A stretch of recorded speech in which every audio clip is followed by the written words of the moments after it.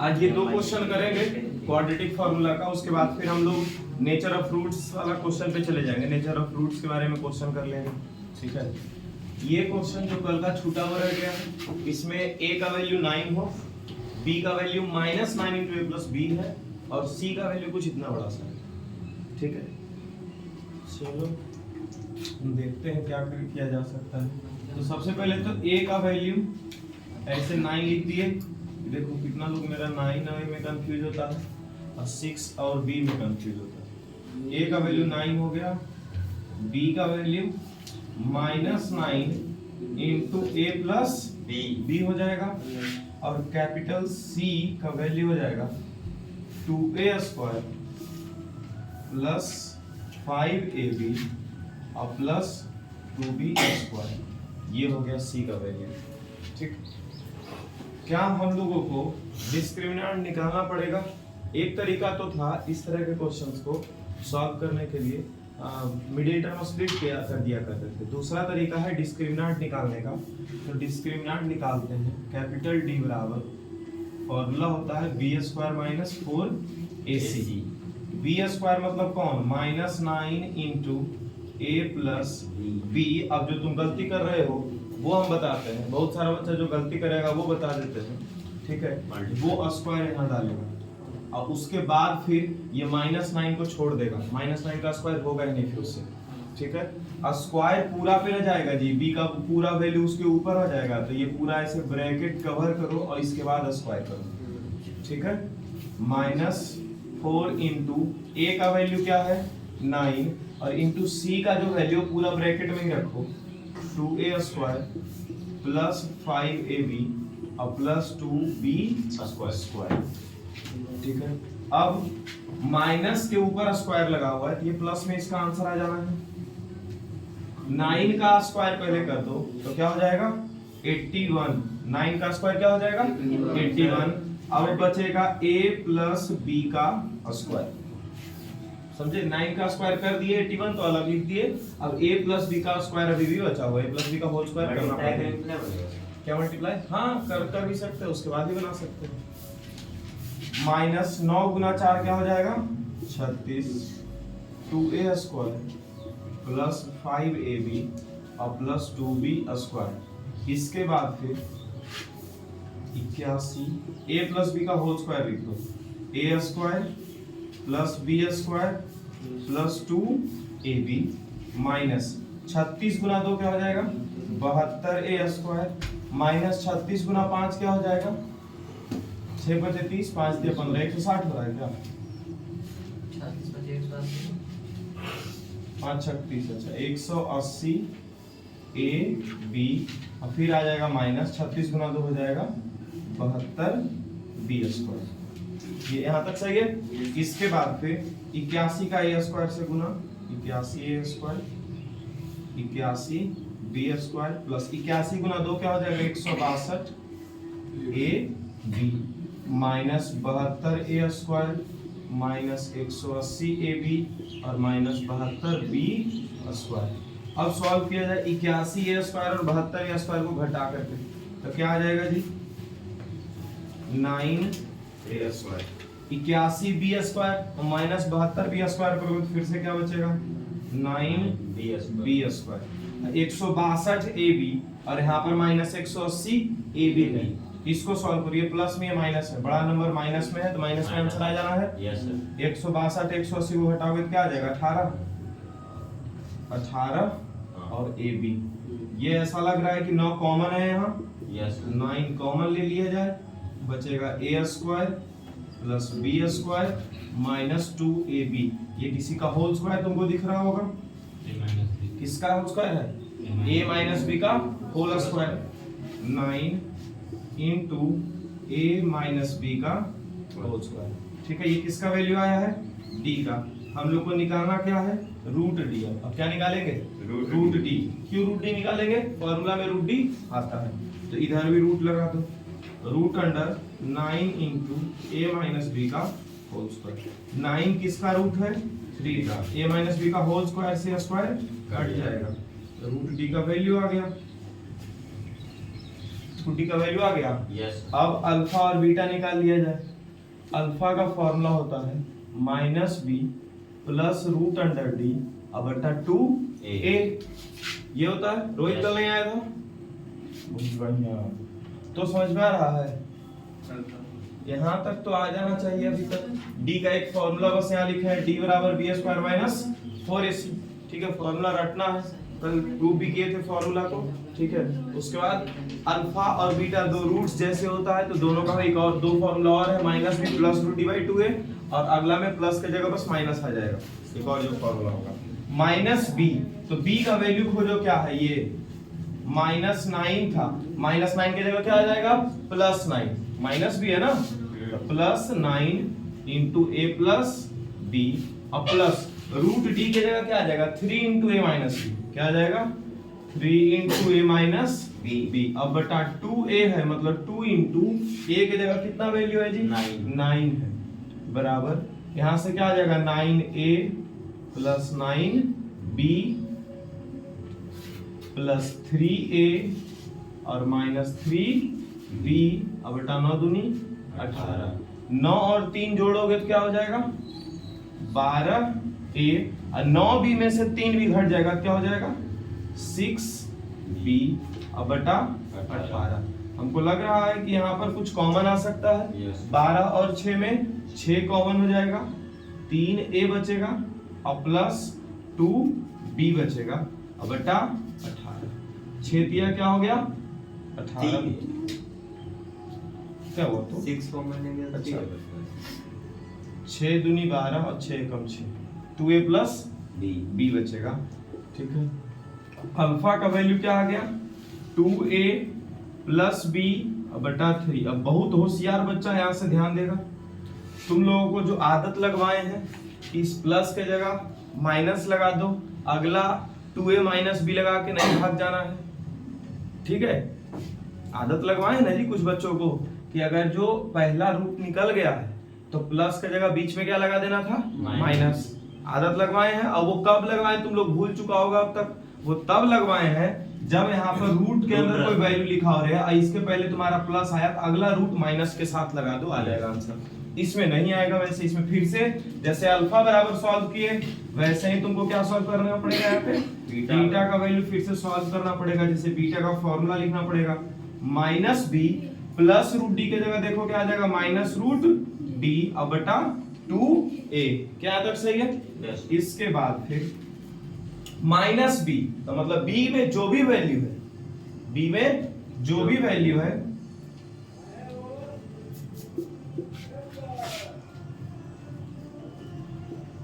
b में जो भी वैल्यू, उसका साइन चेंज करके लिखना पड़ेगा। -b का यही मतलब है, तो -9 है तो यहाँ आ जाएगा +9 into a plus b minus root d का जो वैल्यू है 3 into a minus b upon 2a, मतलब 2 गुना 9। यहाँ से आगे 9a plus 9b minus 3a अब -3 इंटू -b हो जाएगा +3b अब बटा 9 दूनी 18। 9a में से 3a चला गया, क्या बच गया 6a। 9b प्लस 3b क्या हो जाएगा 12b अब बटा 18। इस बार a प्लस 2b बटा 3 आ जाएगा answer. 6 common, a plus 2b अब बटा 18, 6 दिया क्या हो गया 18। इसलिए बीटा का वैल्यू बना a प्लस 2b अब बटा 3।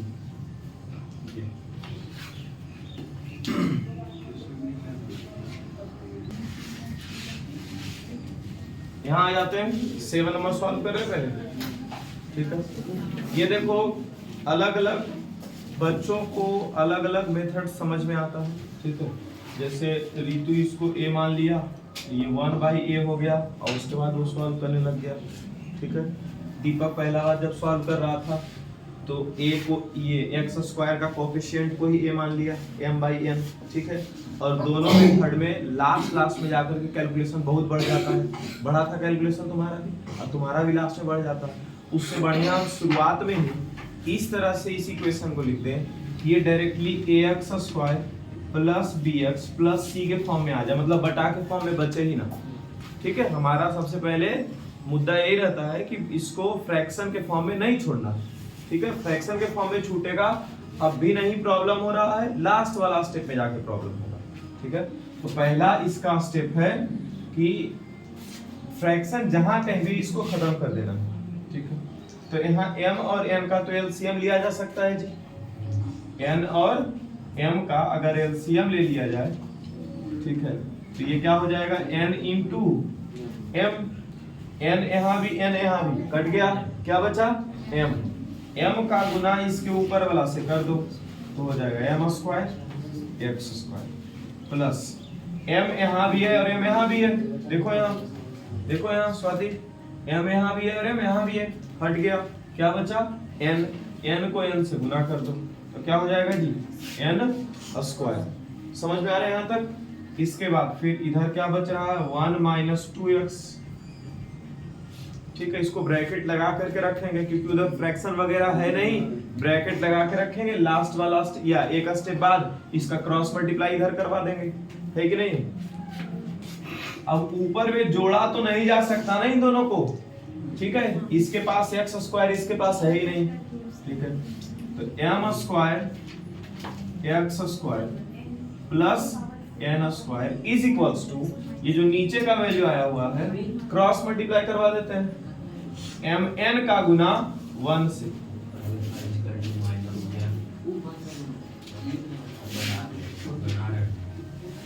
m square x square plus n square is equals to m into n, 1 का तो mn ही रह गया, माइनस की जगह माइनस, अब mn का गुना 2x से। रितु तुम ध्यान देगा यहाँ पे, तुम्हारा पहले तो राइटिंग खराब, उसके ऊपर से तुम जो करता है उठपटांग सा, और उसके ऊपर भी तुम अरेंज करके नहीं लिखता है, समझ गया कितना दिक्कत है। देखो mn का गुना रितु अगर करता तो ये ऐसे लिख देता 2x mn, और उसके बाद टीचर इसका राइटिंग में पहले खोजेगा कि x कहाँ लिखा है, समझे। इसीलिए तुमको संभल के लिखना पड़ेगा कि 2x का गुना जब mn से किए हैं, ठीक है, तो हमेशा x वगैरह वाला पार्ट लास्ट में रखते हैं, तो 2 का गुना mn से पहले कर देंगे और लास्ट में x लिख देंगे, ऐसे हमेशा x स्क्वायर x ये सब लास्ट में पढ़ा होना चाहिए और पहले इसका वेरिएबल सब आ जाना चाहिए, जो भी बचा हुआ वेरिएबल रह गया जैसे m और n, ये सब का समझ में आया, ये सब चीज पे ध्यान दो। अब सबको इक्वल्स टू के लेफ्ट साइड पे लेकर के आ जाएगा, तो ये है m स्क्वायर x स्क्वायर, तो सबसे पहले तो x स्क्वायर वाला पार्ट आ गया, इसके बाद x वाला पार्ट खोजो, कहाँ कहाँ है उसको खोज के लाओ।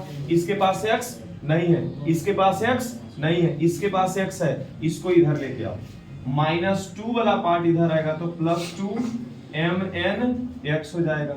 यहाँ पहले से प्लस n स्क्वायर था, इक्वल्स टू के राइट साइड पे था प्लस mn, देखो यहाँ कौन सा साइन है, mn के पहले प्लस, लेफ्ट साइड पे अब लिखते जा रहे हैं सभी को, तो -mn इक्वल्स टू के राइट साइड पे अब कुछ नहीं बचा, सब लेफ्ट साइड पे कर लिए तो 0 हो गया। अब यहाँ से तुम a b c तीनों का वैल्यू लिखोगे, तो a का वैल्यू क्या हो जाएगा m स्क्वायर। अच्छा इसी क्वेश्चन को ना यहाँ ऐसे देखो, अगर एग्जाम में आता है 3 मार्क्स में, तो इसी चीज को यहाँ तक तो ठीक है, इसके बाद लिखना पड़ेगा इसको on comparing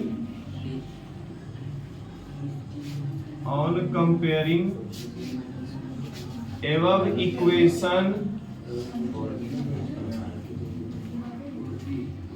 with ax square plus bx plus c बराबर 0। हेलो, ये हर क्वेश्चन में होगा, हम कल से आज तक में मालूम था कि किसी ना किसी एक क्वेश्चन में ऐसे करके बता देंगे, एक बार हर क्वेश्चन में ऐसे लिखना होगा जो अभी इसमें लिख रहे हैं।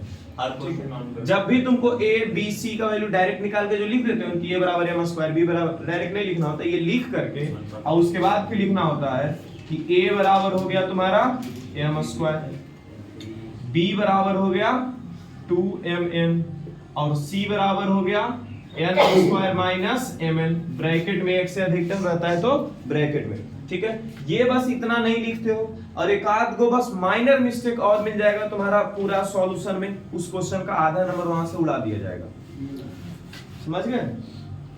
तो ये सब बातों का बहुत ध्यान रखना है। इसके बाद फिर आगे बढ़ते हैं, यहां से हम लोग को सॉल्व फॉर एक्स का क्वेश्चन था तो हम लोग डी निकालेंगे।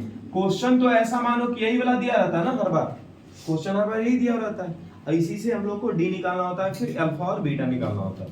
डी का फॉर्मूला क्या हो जाएगा जी, B square minus 4ac। B square कौन है, बी मतलब कौन है, बी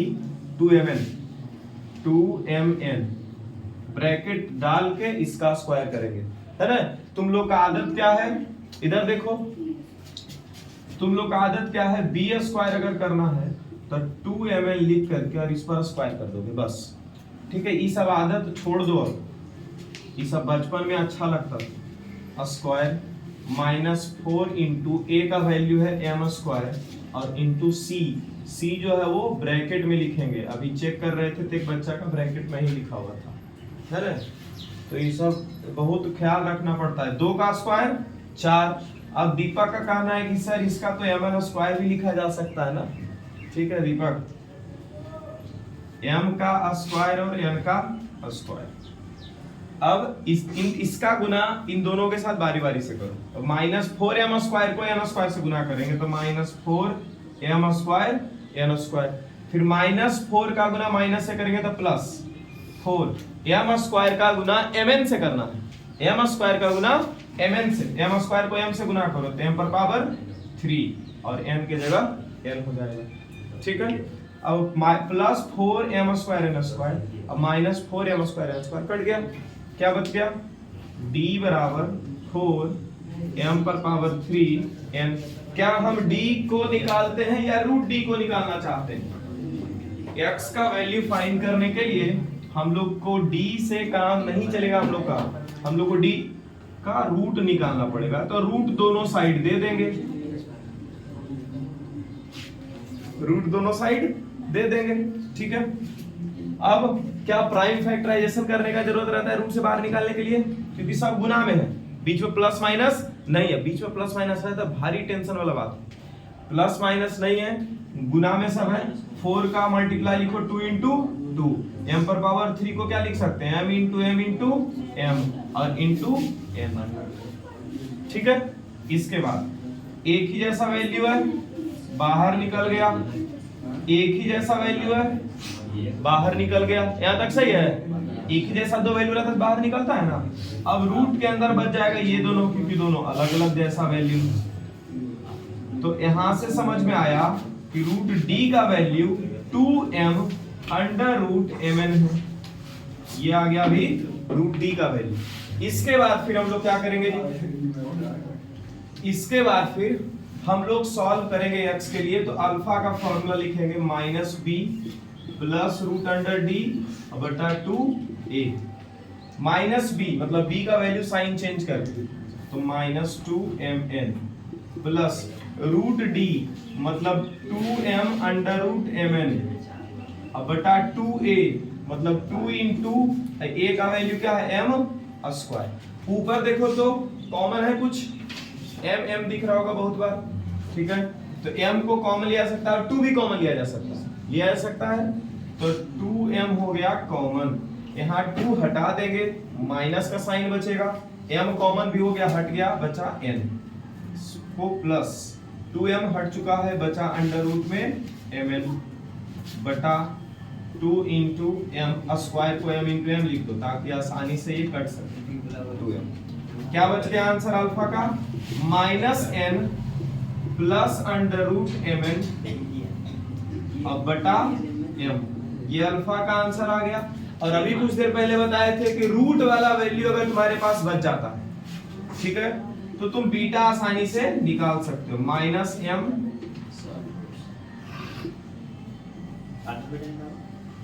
हो गया,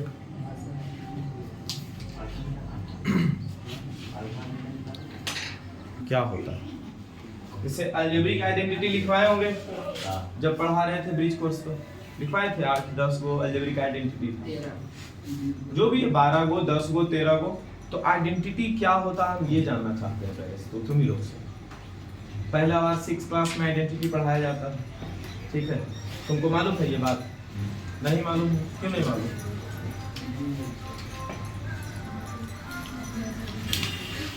देखो पहला वाला आइडेंटिटी जो अलजेब्रा वाला पढ़ाया जाता है वो 8 में पढ़ाया जाता है, लेकिन 6 में पढ़ाया जाता है additive identity, multiplicative identity. Yes. तो क्या आइडेंटिटी के बारे में आप लोगों को मालूम है? क्या आर्यन मालूम है तुमको? झूठ बोल, तुम अमन है ना जी? बोलो क्या होता है मैथ्स के अंदर? जैसे एक a प्लस बी का होल स्क्वायर, इसको देखो बताए हुए हैं तो फिर भी ये ड्रामा करता है। a square plus b square plus 2ab।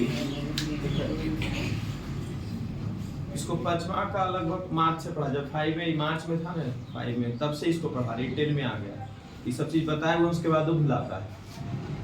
a square हाँ सेम वैल्यू नहीं, ऐसा नहीं है। देखो बोलते थे इक्वेशन का जब भी डिफाइन किया जाता होगा तो बोलते थे कि बीच में अगर इक्वल्स टू आता है, ठीक है, तो उसको इक्वेशन बोल देते हैं। दो एक्सप्रेशन के बीच में अगर इक्वल्स टू है तो उसको क्या बोलते हैं? एक्सप्रेशन। उसको इक्वेशन, दो एक्सप्रेशन के बीच में इक्वल्स टू है तो उसको क्या बोलते हैं? इक्वेशन बोलते हैं। तो फिर इसको आइडेंटिटी क्यों बोला जा रहा है, इक्वेशन क्यों नहीं बोला जा रहा है? इसमें उससे क्या हो गया? तुम्हारा कहने का मतलब कि x स्क्वायर प्लस x बराबर x पर पावर 5 ऐसा कुछ लिख देंगे तो इसको इक्वेशन नहीं बोल के आइडेंटिटी बोल दिया जाएगा, वैल्यू नहीं रहेगा तो? ऐसा तो नहीं। कांस्टेंट, हाँ आप जो बोल रहे हैं कांस्टेंट नहीं है इसमें उसका गधा। यहाँ देखो ये सब फालतू बात। आइडेंटिटी मतलब होता है वैसा इक्वेशन, आइडेंटिटी एक स्पेशल तरह का, उधर देखो आइडेंटिटी एक स्पेशल तरह का इक्वेशन होता है, ठीक है, जिसके LHS पे या RHS पे जो भी वेरिएबल होगा, कुछ भी तुम वैल्यू रखोगे, ठीक है, LHS और RHS वैल्यू सेम दे देगा। कुछ भी वैल्यू रखोगे तो मतलब कि A का तुम कुछ भी सोच लो वैल्यू की हमको 2 रखना है, अब B के बारे में तुम सोच लो कि -5 रखना है, अब तुम एक बार LHS पे रखो और एक बार RHS पे रखो, दोनों का आंसर सेम आ जाएगा, ठीक है। तो वैसे इक्वेशंस को ही हम लोग आइडेंटिटी बोलते हैं। समझ में आया हम क्या बात करना चाह रहे हैं? अगर यहाँ पर लिख दे 3x + 5 = या x + 5 = 7, ठीक है, तो ये इक्वेशन है कि आइडेंटिटी है, ये पता कैसे चलेगा? तो अलग अलग वैल्यू हम लोग x के जगह पे पुट करते हैं और अगर हर बार LHS और RHS सेम हो जाता है तो हम उसको आइडेंटिटी बोल देंगे, और अगर ऐसा चांस बनता है कि LHS और RHS बराबर नहीं हो रहा है तो उसको आइडेंटिटी नहीं बोलेंगे। जैसे कि x का वैल्यू अगर जो 1 रखा जाए तो 1 + 5 क्या इसका आंसर देगा? 6, और इधर RHS पे क्या है? 7, क्या दोनों बराबर है? तो इसको आइडेंटिटी नहीं बोला जा सकता है। यही x के जगह पर अगर जो 2 लिख देते हैं तो वैल्यू सॉल्व हो जाता है, मतलब x के जगह पे वैल्यू यहाँ पे सेटिस्फाई कर गया। लेकिन यही x के जगह पर अगर वैल्यू हम 3 यूज करते हैं तो 3 + 5 क्या हो गया? 8, फिर से वैल्यू सेटिस्फाई नहीं कर पा रहा। मतलब यहाँ पर x का 1-2 वैल्यू ऐसा होगा, फिलहाल इसमें एक ही है, ठीक है, लीनियर इक्वेशन में एक ही वैल्यू ऐसा होगा वेरिएबल का जो सेटिस्फाई करेगा LHS और RHS को कि बराबर हो जाए, समझ गए? बाकी टाइम पर सेटिस्फाई नहीं करेगा, इसी के वजह से इसको हम इक्वेशन नहीं बोल सकते, इसको हम बस इक्वेशन बोलेंगे, आइडेंटिटी नहीं बोल सकते। हालांकि इस पे कुछ भी वैल्यू तुम रखते जाओ, हर बार LHS और RHS सेटिस्फाई होते रहेगा। अब समझ में आया आइडेंटिटी क्या होता है? अब आते हैं तुम्हारा जो एडिटिव आइडेंटिटी, कितना क्या होता है एडिटिव आइडेंटिटी मालूम है? उसका वैल्यू कुछ होता होगा। बाकी से हमको आशा नहीं है, हम बाकी को नहीं पढ़ा है, तुमको पढ़ा इसलिए तुम इस आशा कर रहे हैं, आपको पढ़ा इसलिए हम आपसे आशा कर रहे हैं, समझे?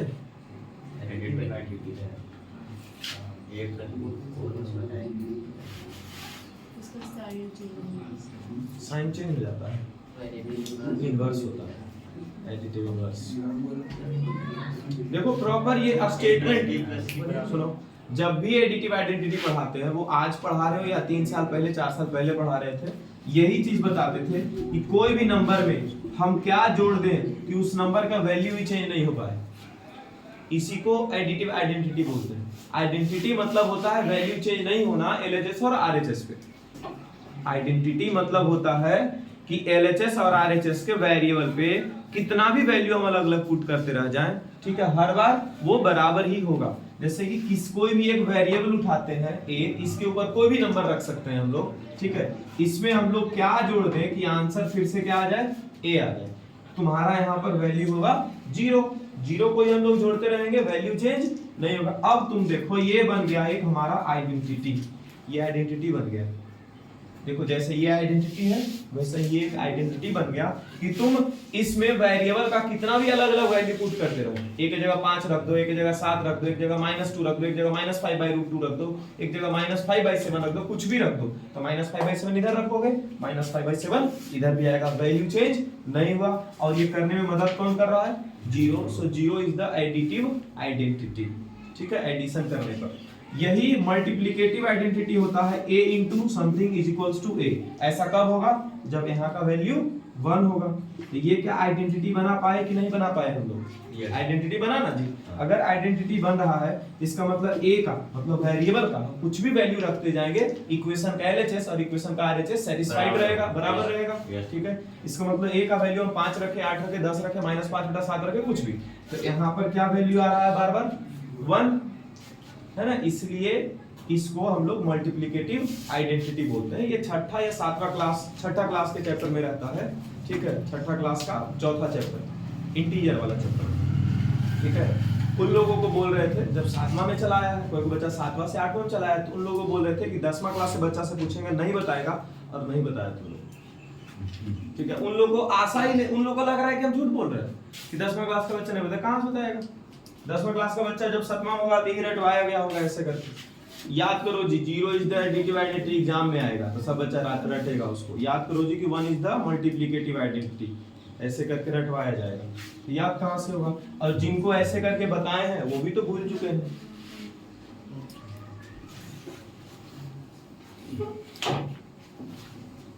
उसको भी बोले कि तुमको अभी 7 में बता रहे हैं, 3 महीना भूल जाएगा, तो बोला नहीं भूलेंगे। तो बोले तुमको जब 2 बार या 3 बार बता देंगे तो याद रह जाएगा, ठीक है। हमको खुद नहीं बताया गया था ये चीज, 11th में हमको समझ में आया था कि आइडेंटिटी क्या होता है, समझ गए।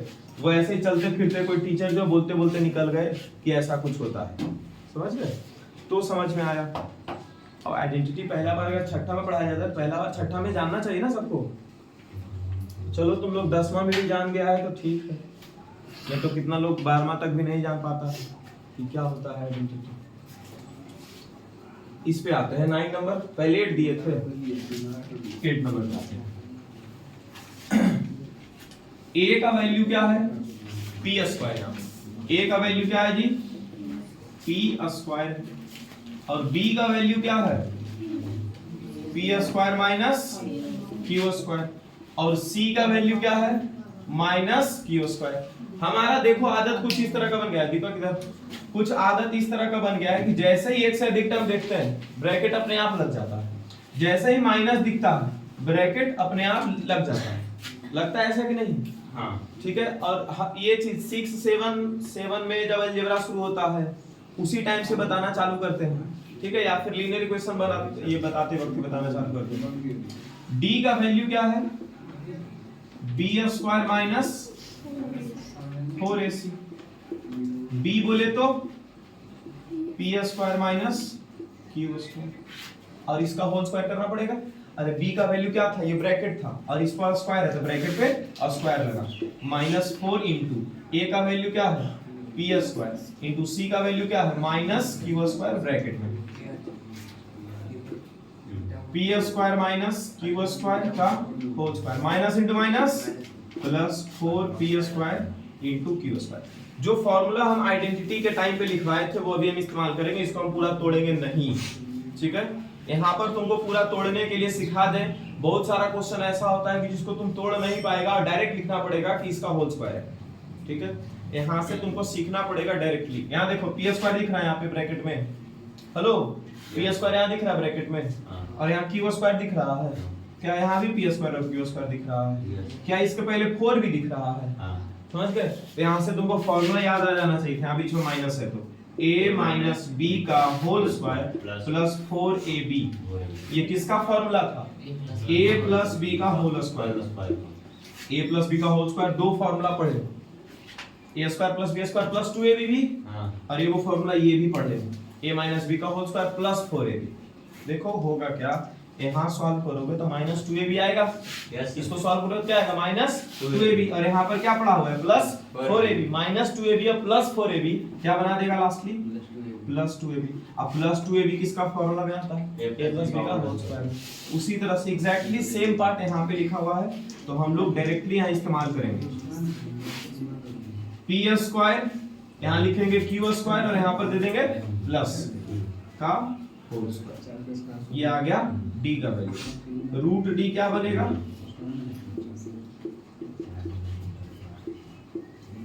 स्क्वायर से अंडर रूट कट गया, रूट d का वैल्यू आ जाएगा p square plus q square. ये हो गया रूट अंडर d का वैल्यू। ठीक है, जो बच्चा को तकलीफ हो रहा है तो वो इसका होल स्क्वायर कर सकता है, सॉल्व करेगा फिर से यही चीज पहुंचेगा। ठीक है, होल स्क्वायर एक बार करके देख सकते हैं। अब आ गया अल्फा का वैल्यू निकालने का भाई। अल्फा बराबर minus b plus root under d बटा 4 2a। तो बच्चा लगा नया फॉर्मूला सर ला दिए। माइनस b का वैल्यू क्या है p square minus q square plus root under d क्या है p square plus q square, अब बटा 2 इंटू a कितना है p square. Alpha minus p square plus q square plus p square plus q square बटा 2p square. Alpha बराबर क्या हो जाएगा जी 2q स्क्वायर बटा 2p स्क्वायर। अल्फा बराबर हो गया q स्क्वायर बटा p स्क्वायर। शायद बीटा का वैल्यू 1 आ जाएगा, बीटा वैल्यू 1 आता है इसमें। बीटा बराबर लिखो minus b minus root under d बटा 2a। माइनस b तो जैसा वैसा लिखा जाएगा, minus p square minus q square minus root under d मतलब p square plus q square बटा 2a।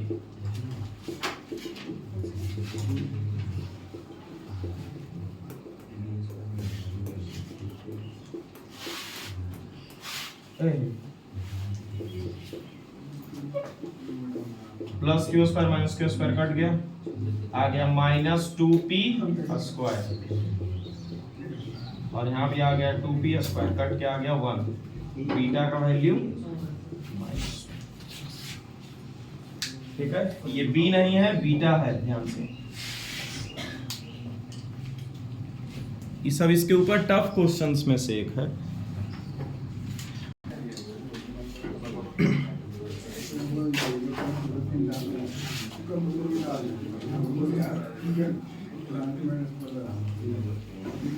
चलिए लास्ट क्वेश्चन ये देख लेते हैं आज। A square B square X square, यहाँ से साफ साफ दिख रहा है, ए का वैल्यू ये है, बी का वैल्यू ये है और सी का वैल्यू ये है।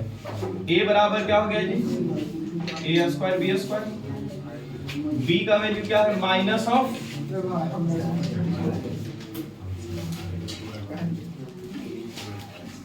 और सी हो गया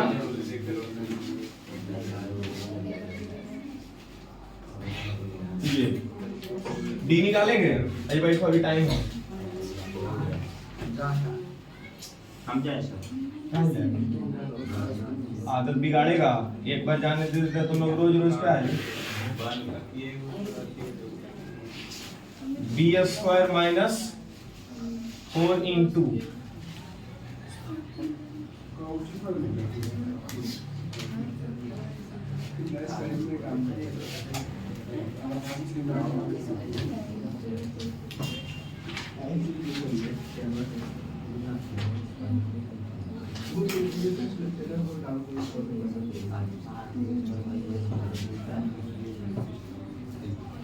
हाँ जरा यहाँ ध्यान देंगे, फिर से इसी के जैसा क्वेश्चन ये भी है। ठीक है, देखो b के जगह पर वैल्यू पुट किए माइनस समथिंग ए स्क्वायर माइनस 4 इंटू ए के जगह ए स्क्वायर बी स्क्वायर रखाया इंटू सी के जगह ये वैल्यू आया, माइनस इंटू माइनस प्लस हो गया, 4 के जगह 4 लिखे अभी। ठीक है, 12 ए स्क्वायर इंटू ए स्क्वायर क्या हो गया, ए पर पावर 4, पावर 2 और पावर 2 ऐड हो गया, बी पर पावर 2 यहाँ बी पर पावर 2 मल्टीप्लाई बी पर पावर 4 हो गया। अब यहाँ से देखो 4 और 3 का गुना क्या हो रहा है जी 12, ए पर पावर 4 और बी पर पावर 4 यहाँ से यहाँ देखो लिखा गया, फिर से यही चीज हो गया, यही a माइनस बी का होल स्क्वायर प्लस 4ab, उसी तरह से a इसको बोला जा रहा और b इसको बोला जा रहा, प्लस 4 इंटू ए इंटू बी है, देखो तो ये a इंटू बी वाला पार्ट है, देखो तो 4 गुना 3 12, अब a पर पावर 4 और b पर पावर 4, मतलब a माइनस बी का होल स्क्वायर प्लस 4ab वाला पार्ट है। सोचो अगर इसको यहाँ नहीं समझते डायरेक्टली यहाँ इस्तेमाल करते तो और टफ लगता, ठीक है, ये पावर 4 तक पहुंचाया हुआ चीज है, ठीक है, तो यहाँ पर हम डायरेक्टली इसके बारे में लिख सकते हैं 4b पर पावर 4 माइनस 3a पर पावर 4, माइनस ना लिख करके यहाँ क्या लिख देंगे डायरेक्टली प्लस, और यहाँ होल स्क्वायर, ये d का वैल्यू आया, रूट d क्या हो जाएगा यहाँ से 4b पर पावर 4 प्लस 3a पर पावर 4 स्क्वायर, और यहाँ क्या आ जाएगा अंडर रूट, स्क्वायर से रूट कट जाएगा, तो डायरेक्टली यहाँ तक हम पहुंच गए। अच्छा तो क्या यही सीधा सीधा क्वेश्चन हम पूछेंगे एग्जाम में, ए बी सी कुछ भी अलग उधर उल्टा पुल्टा करके रहेगा तो उसको तुमको सोचना पड़ेगा, ठीक है, रट करके थोड़ी सवाल बनाना है। अल्फा बराबर बीटा बराबर, वैल्यू पुट करके आंसर निकालो बस।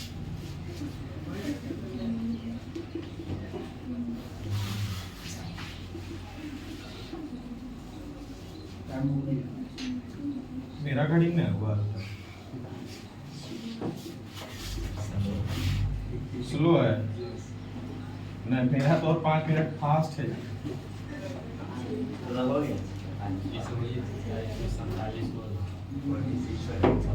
हाँ 47 तो हो गया।